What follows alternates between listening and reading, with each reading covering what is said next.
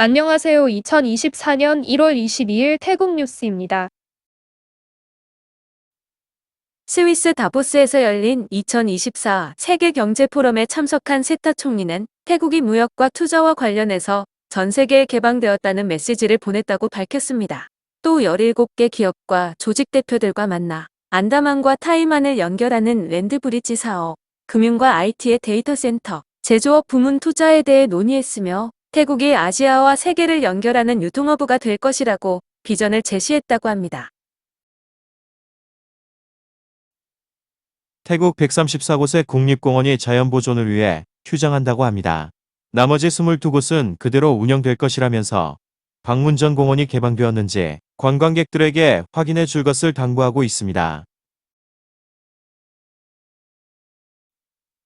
2025년 태국 비엔날레 개최지로 푸켓이 선정되었습니다. 현재 치앙라이에서는 제3회 태국 비엔날레가 4월까지 개최되고 있습니다. 태국을 찾는 외국인 관광객이 늘면서 교통부는 항공편 슬롯을 늘릴 것이라고 밝혔습니다. 수완나푼과 동무항, 치앙마이와 푸켓 공항 등의 슬롯을 30에서 40%를 늘려 추가 관광객 유치를 도모한다는 것입니다. 태국 정부가 파마 지방에서 전기차 배터리의 주요 원료인 리튬의 대규모 매장지가 발견되었다고 발표했었습니다. 당국자는 약 1,480만 톤이 매장되어 있을 것이라고 추정했는데 이것이 사실이라면 세계 3위의 리튬 보유국이 되는 것입니다. 하지만 전문가들이 분석한 결과 실제 리튬량은 66,600톤에 불과한 것으로 전해지면서 당국이 곧바로 발표를 취소하는 해프닝이 벌어졌습니다. 식품의약국과 경찰은 빠툼타니 남루카 지역에 위치한 고기환자 제조 공장을 급습했습니다.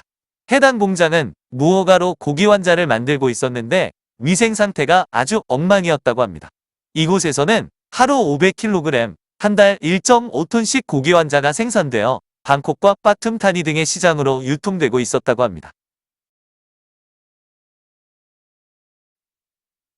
수도권 경찰이 방콕 따뜻짝 지역에 위치한 술집에 대한 단속을 실시했습니다. 업소 내에서는 20세 미만의 미성년자가 13명이나 발견되었으며 경찰은 업주를 체포해 기소했습니다.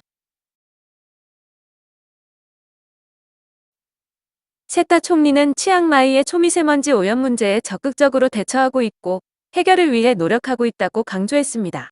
5년간의 오염 수치를 보면 2020년은 평균 53마이크로그램이었지만 2021년은 58, 2022년은 26, 2023년 36, 올해는 16.7 마이크로그램으로 점차 상황이 개선되고 있다고 설명했습니다.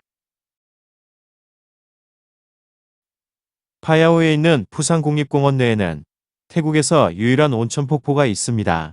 이 폭포는 높이가 40m인데 평균 수온이 35도인 온천수라고 합니다.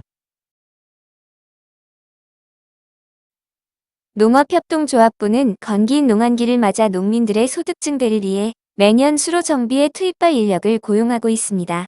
올해도 9,472명을 신규로 고용하는데 월 5,154바트를 지급받는다고 합니다. 22일 오후 방콕 시내의 초미세먼지 대기오염 농도는 평균 38.9 마이크로그램이었습니다. 39개구가 건강에 영향을 주는 나쁨 수준을 보였습니다. 22일 오전 6시 기준 파타야시의 대기오염도 나쁨 수준이었습니다. 파타야 시청합이 60 마이크로그램, 센트럴 파타야 지역도 50 마이크로그램이 넘어 공기질이 나쁜 상태였습니다. PTT와 방짝주유소는 23일 오전 5시부터 휘발유 제품의 가격을 리터당 54땅씩 인상한다고 발표했습니다. 21일 오전 8시경 방콕 지상철 국립경기장역에 설치된 엘리베이터가 고장나는 일이 있었습니다. 엘리베이터에 타고 있던 노인 2명이 1시간 넘게 갇혀 있었으며 구조대에 의해 간단한 응급처치를 받은 후 귀가했다고 합니다.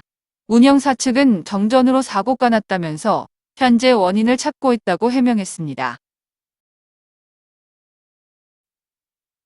19일 저녁 나콘사원 지방에서 방콕발 치앙마이행 여객열차와 대형 트레일러가 추돌하는 사고가 있었습니다. 이 사고로 열차 기관사가 숨지고 승객과 승무원 5명이 부상을 입었습니다. 20일 새벽 방콕 RCA에 위치한 대형 나이트클럽을 경찰이 단속했습니다. 이 업소는 무허가로 영업 중이었는데 경찰이 28세 관리자를 체포했습니다. 21일 방콕 방쿤티안 지역의 사무용 빌딩에서 토막난 시신이 발견되었습니다. 피해자는 미얀마인 남성으로 밝혀졌는데 유력한 용의자로 고용 중인 23세 인도인 남성은 20일 저녁 인도로 출국한 것으로 알려졌습니다. 경찰은 인도 사법당국에 달아난 용의자의 신병을 확보해달라고 요청했다고 합니다. 분당국은 기준을 통과하지 못한 54마리의 군견을 경매에 붙인다고 합니다. 해당 군견들은 1살부터 4살까지로 기초훈련은 합격한 상태라고 합니다. 파타야 경찰은 절도 혐의로 28세 레이디보이를 체포했습니다. 검거된 레이디보이는 20일 파타야 사이성 도로변에서 60세 스위스 남성에게 포옹을 시도하며 10반 무게의 금목걸이를 소매치기 했다고 합니다. 천연자원환경부에 따르면 태국에서는 연간 970만 톤의 음식물 쓰레기가 발생한다고 합니다. 이것은 1인당 146kg인데 시장에서 가장 많이 나오며 쇼핑몰과 편의점, 오피스 빌딩 순으로 많았다고 합니다. 당국은 2030년까지 1인당 음식물 쓰레기 양을 절반으로 줄이는 것을 목표로 하고 있습니다.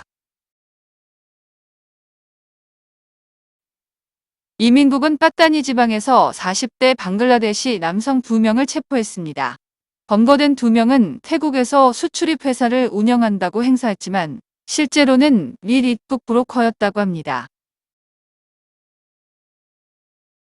고속도로 경찰은 싱부리 지방에서 도난당한 승합차를 적발했다고 합니다. 차량의 소유주는 친구에게 차를 빌려줬는데 친구는 연락을 끊고 잠적해 경찰에 도난 신고를 접수했었다고 합니다. 적발 당시 도난당한 승합차는 가짜 번호판을 달고 있었다고 합니다. 짠타부리 소이다오 지역의 숲에서 수상한 비료부대가 있다는 신고를 받고 경찰이 출동했습니다. 비료부대 안에는 M16과 AK-47 등의 자동소총 38정과 유탄 발사기, 실탄 등이 들어있었다고 합니다. 촌부리 시라차에 위치한 코인 세탁소에서는 손님의 옷을 훔쳐가는 사건이 발생했다고 합니다. CCTV에는 오전 7시경 오토바이를 타고 온 남성이 세탁기 안에 있던 옷을 모두 훔쳐 도주하는 모습이 찍혀 있었습니다. 세탁소 주인은 지난 6일에도 똑같은 절도 사건이 있었다고 하소연했습니다. 나차부리 경찰은 금은방에서 60만 밭 상당의 금제품을 강탈해 도주한 40세 남성을 포타람 지역에서 체포했습니다. 검거된 남성은 지난달 16일 포타람 지역의 쇼핑몰 내 금은방에 들어가 쇠망치로 진열장을 깨고 금제품을 강탈했었습니다. 초기 조사에서 남성은 온라인 도박 빚을 갚기 위해 범행을 저질렀다고 진술했습니다.